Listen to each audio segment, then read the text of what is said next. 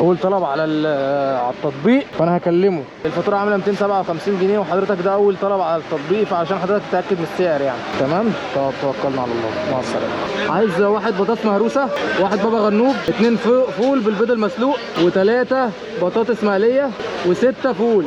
210 ادانا 3 ونص، يبقى هو المفروض 206 ونص. خد يا عم الحاج. والله شغال معاه شغل، معاه رقم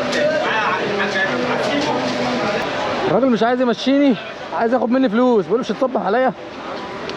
صبح عليك ايه؟ صبح على مين يا عم؟ ده انا جاي اخد طلب واحد. هي الرجاله هنا بتروق عليه؟ الرجاله هنا بتيجي بخمس ست طلبات مرسول عشان يمشيهم وينجزوا، يعني يحرقوا طلبات.